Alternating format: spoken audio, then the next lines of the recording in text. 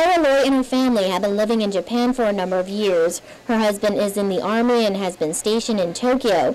Laura says she vividly remembers the quake that shook the country just last week. We felt the earthquake very strongly. Our apartment's on the 7th floor of a tower building, and we had a lot of breakage, a lot of dishes, TV, that kind of thing. But after that, we were fine. I mean, we weren't affected by the tsunami or anything. Just a lot of aftershocks. They were coming probably every 30 minutes for the first 24 hours, and it was just very unnerving. Laura left Japan on Wednesday, just a day before the United States military issued the voluntary evacuation. While she plans to leave to the mainland soon with her 5-year-old daughter, she says her husband will stay in Japan, where he works as a foreign area officer and has been helping the efforts there. He's there. He's helping out quite a bit with the search and rescue efforts and getting military families back home to the States. And he tells me he won't be leaving Japan at all. So even if Tokyo becomes dangerous, they'll move down to Osaka area. 1,000 sailors and aircraft assigned to Carrier Air Wing 5 are on Guam for an indefinite period as part of the Navy's Force Posture Adjustment for Operation Tamadachi.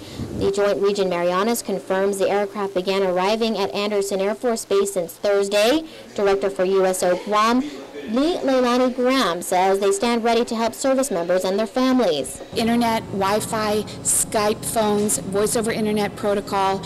We have all of that here at the USO, in addition to free long-distance calls to the States, and we can also connect them with free international calls on an as-needed basis. Meantime, Guam Hotel and Restaurant Association President Mary Torrey says there are currently 11 hotels contracted to do business with the Department of Defense. We've received already a couple of 100 people in various areas, and with that, their stay is undetermined at this time. So some of them are transiting through to go back home, and so of course we're never going to know the exact number, and we're never going to know their extended length of time, because maybe they're not waiting for a commercial flight, maybe they're waiting for other flights to come through.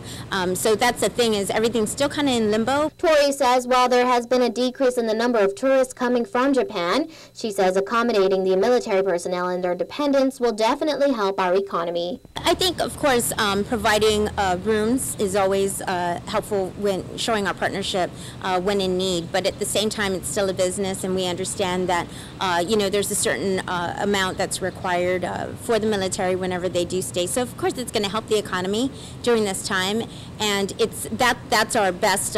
One of our best assets is our proximity.